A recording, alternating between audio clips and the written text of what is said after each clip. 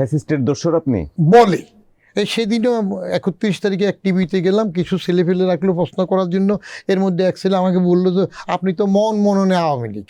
তো আমি বলি যে আসলে এটা আমার সৌভাগ্য, কারণ আমি যখন সরকারে চাকরি করলাম, সালাউদ্দিন ইউসুফ স্বাস্থ্যমন্ত্রী আওয়ামী লীগের ট্রেজারার ছিল, বঙ্গবন্ধুর আমলের পুরনো ব্যক্তি, উনি আমার মন্ত্রণালয় থেকে বাইরে করে দেন। তার কারণ কি, আমি ছাত্রলীগের ফান্ডাগুন্ডার একটা টেন্ডার দিইনি। তো তারা তখন বলে যে এটা আমাদের না, আওয়ামী লীগের না, এটা বিএনপির।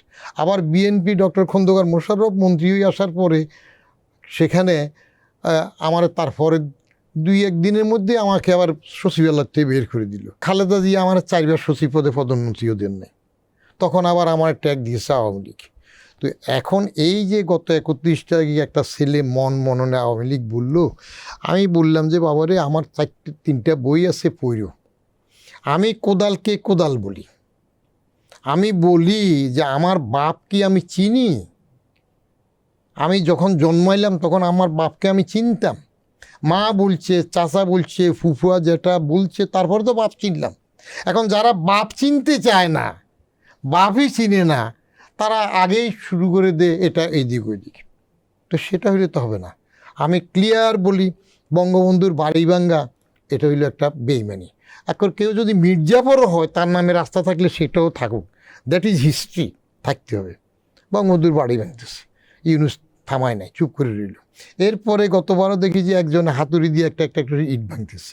তো টিভিতে দেখাইলো এটা যে কত দিনে ভাঙবেন, বলে দেখি চেষ্টা করি কত পারি।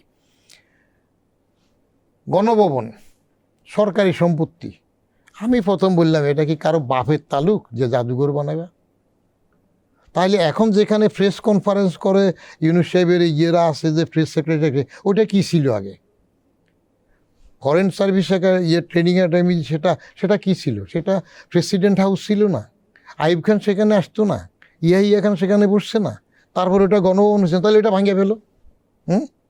তো জাদুঘর দিয়ে যদি ওইটা দখল করা হয় সরকার সম্পত্তি, লক্ষণ এগুলা ভালো না।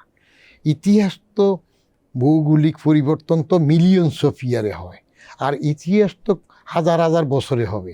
তো এখন চট করে এই বাড়ি ভাঙ্গে নাম বদলাবে, এটা কয়দিন থাকবে, কয়দিন টিকবে? এই যোদ্ধা, মুক্তিযোদ্ধা, এখন জুলাই যোদ্ধা, এগুলো ইতিহাসে ফিল্টার করে এসে খাঁটিটা থাকতে সময় লাগবে।